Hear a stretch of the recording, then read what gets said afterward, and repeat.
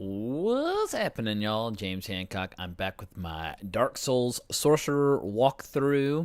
I'm going to have to basically change the name of this to my Blighttown Procrastination Guide because I'm basically doing everything I can in the game before doing Blighttown. And I'm not even going to do Blighttown the hard way first. I'm going to do Blighttown the easy way. But there's a ton of stuff I can do in the game to gear up, get more souls, get more spells, and all that good stuff before going down there.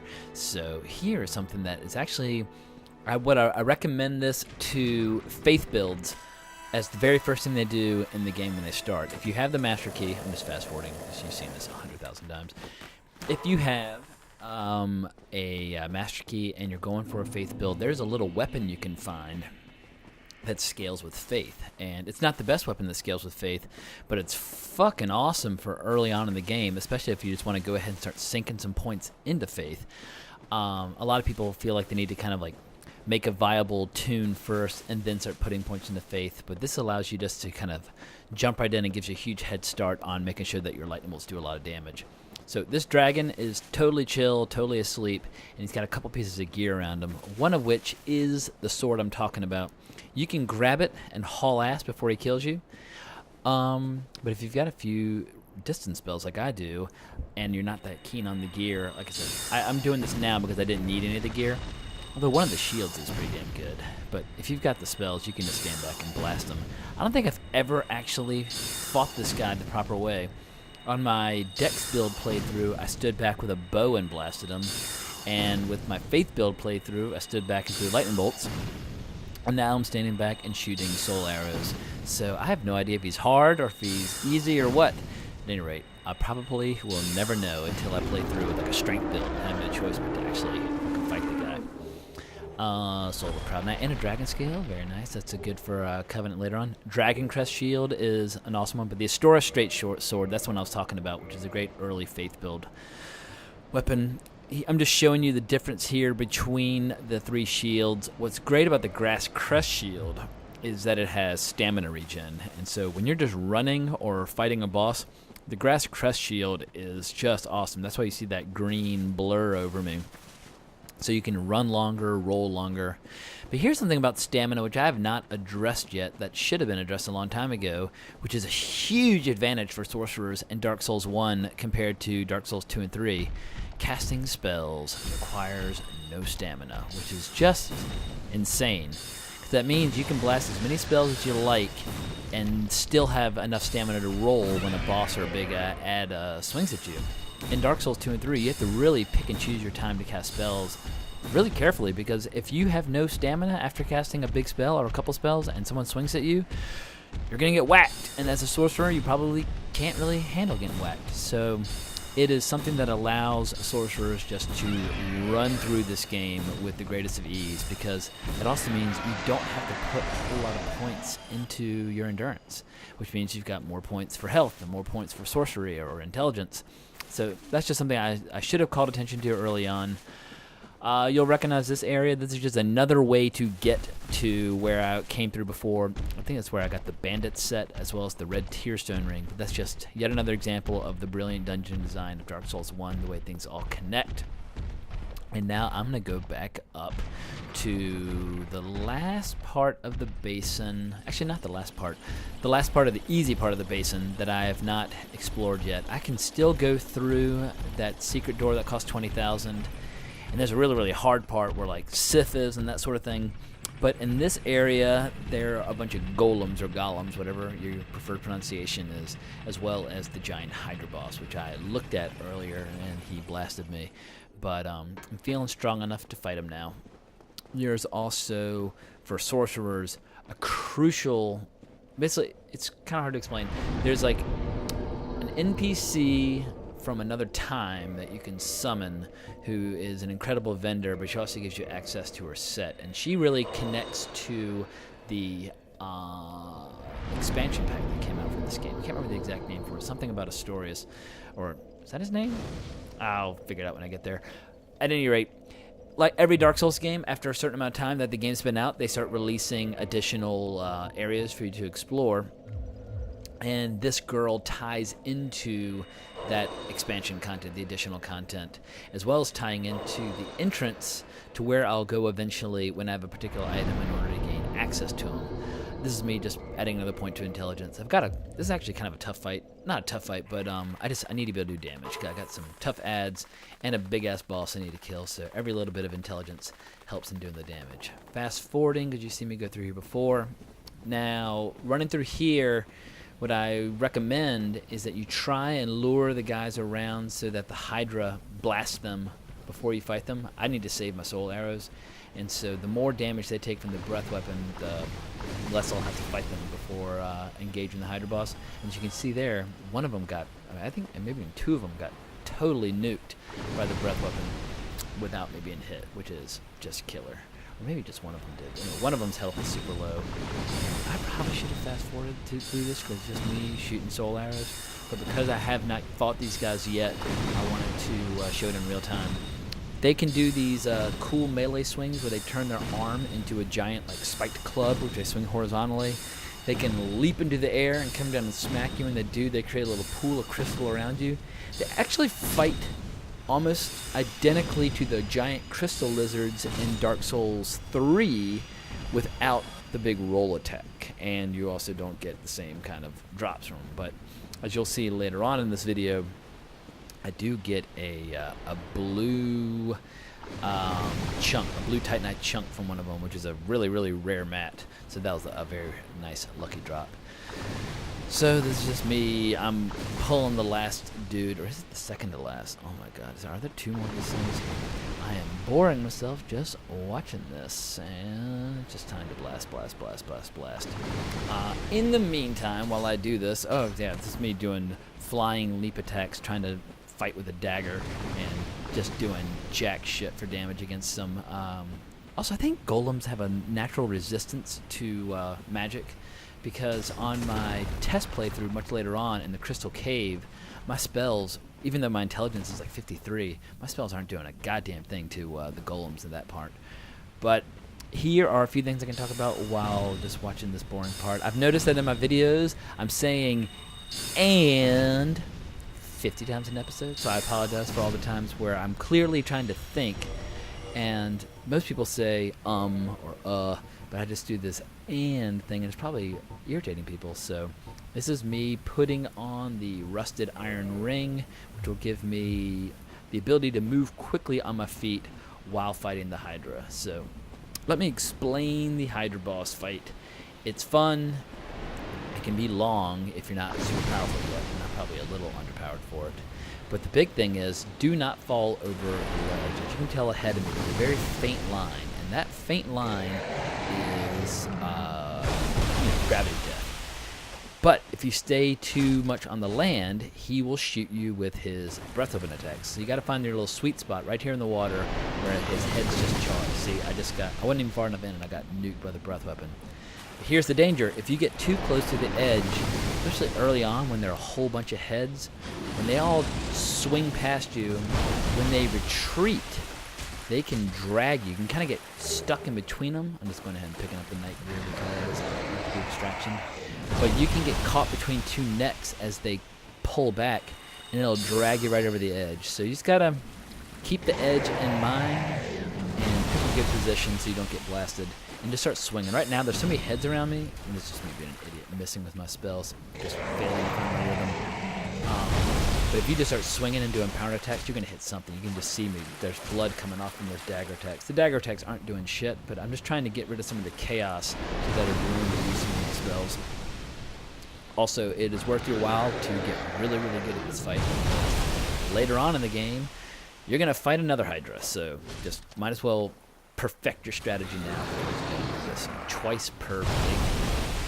In the end, he's not a super hard boss, but having a stronger shield is not a bad idea. I mean, as you can tell, some of these times I'm actually taking damage, even if I've got the shield up, because they're just breaking right through all my endurance and whacking me. But once you get one or two heads down, this boss becomes laughable.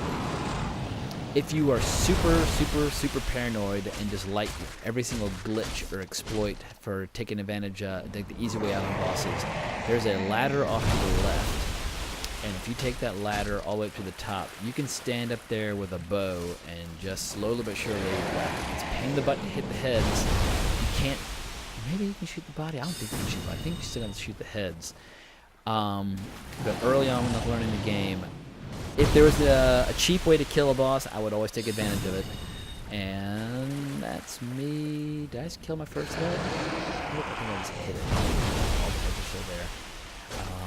I'm going to fast forward through a lot of this fight, but I want to show the parts where I actually do things well and hit. And so whenever one of my spells lands, I'm probably going to be showing that in real time. But for the first part of the fight, I just wanted to show it all in real time, just so you get a sense for how he moves.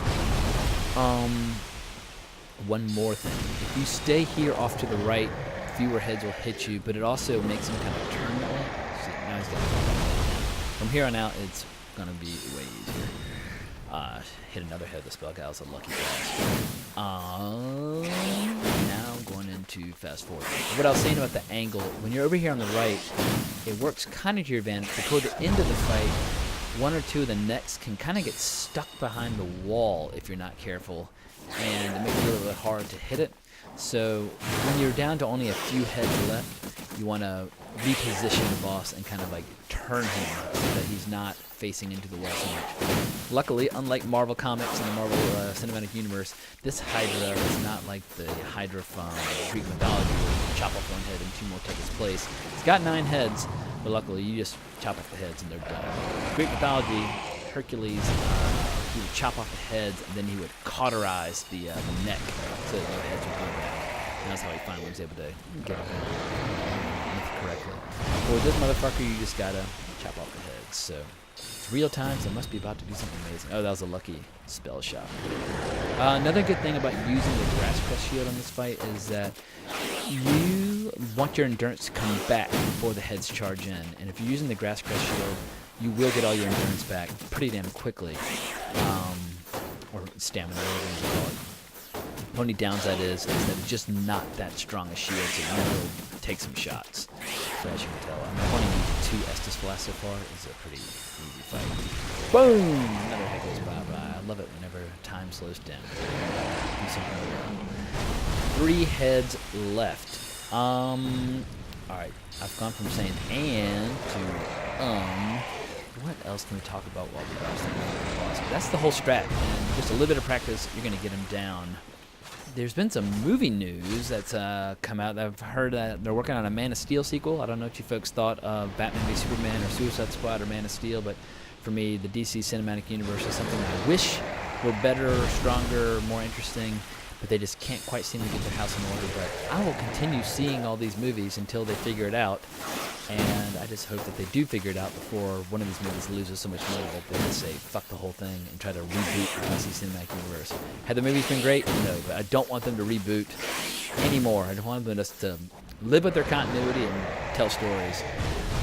Other news, Anton Fuqua is in talks to direct a new Scarface film set in Los Angeles.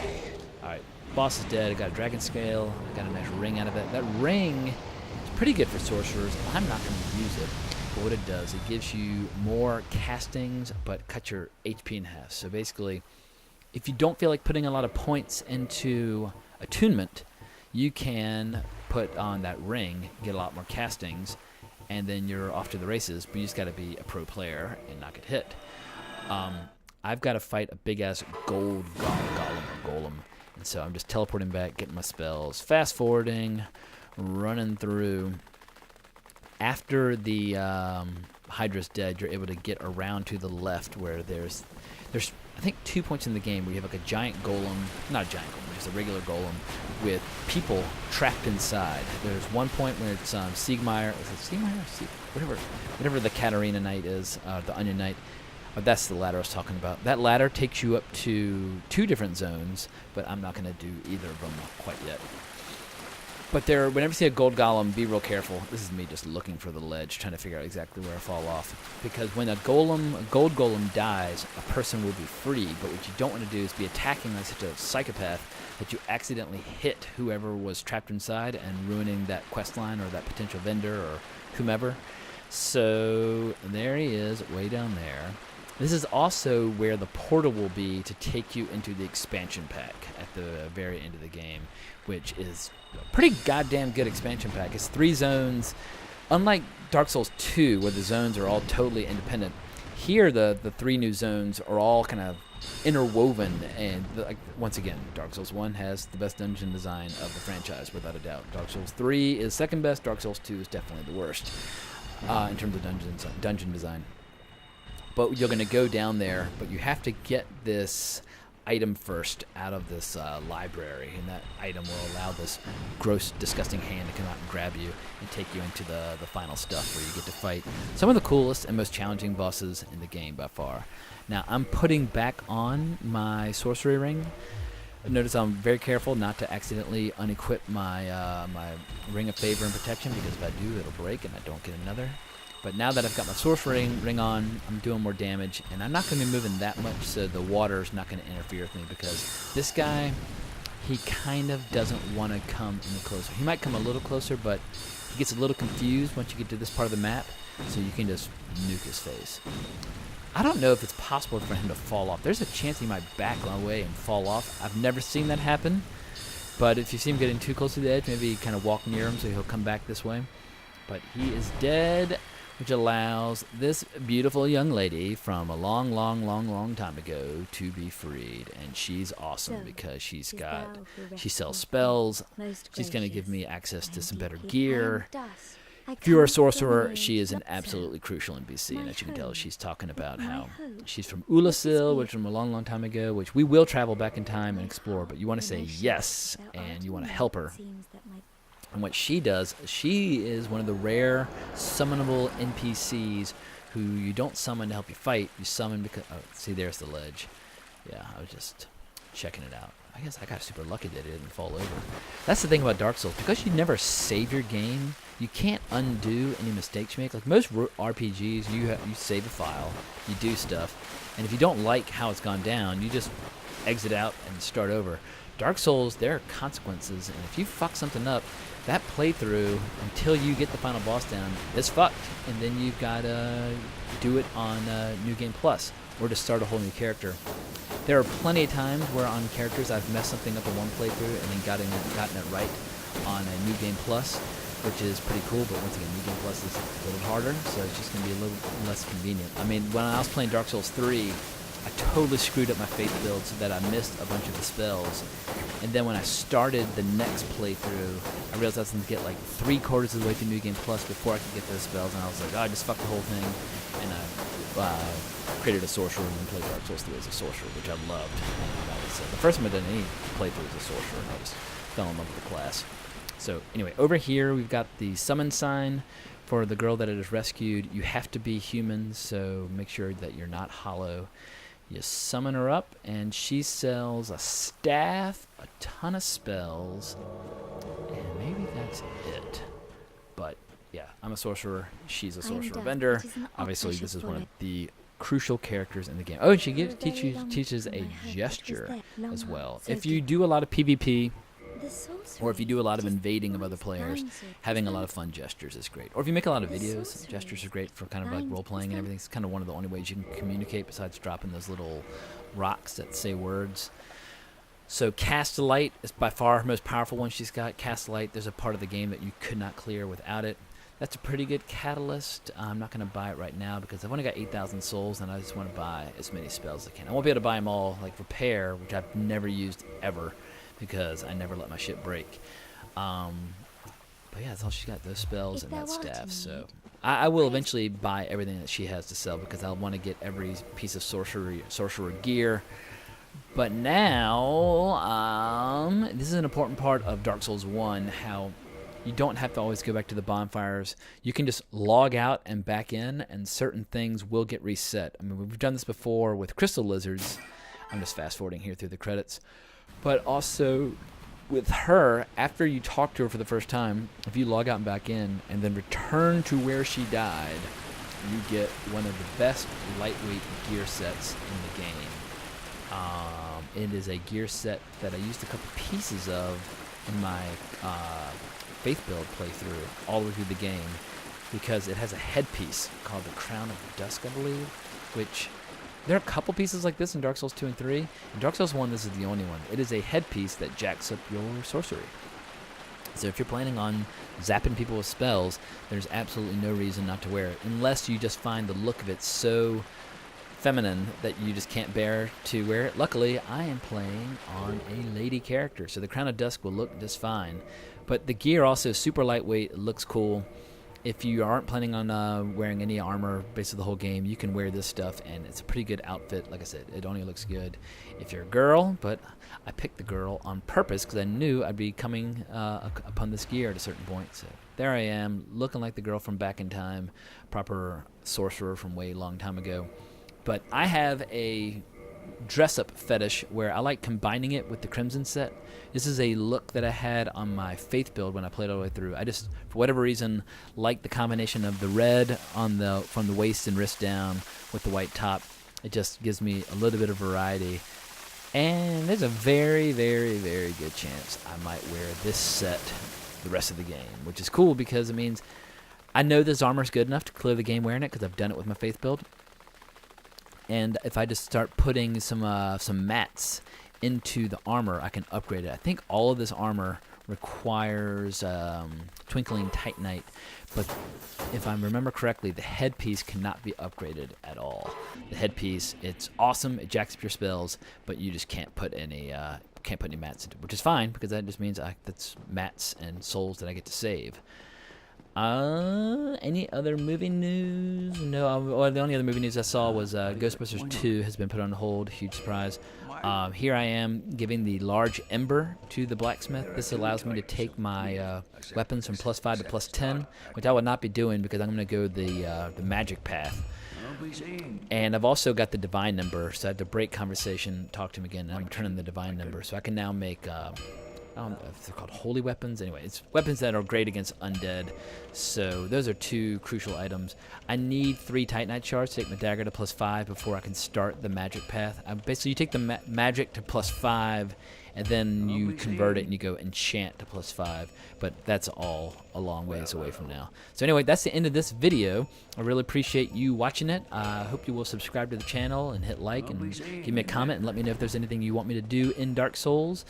And you can talk to me on Twitter @Colbrax and all that good stuff. So thanks so much for watching. Good night.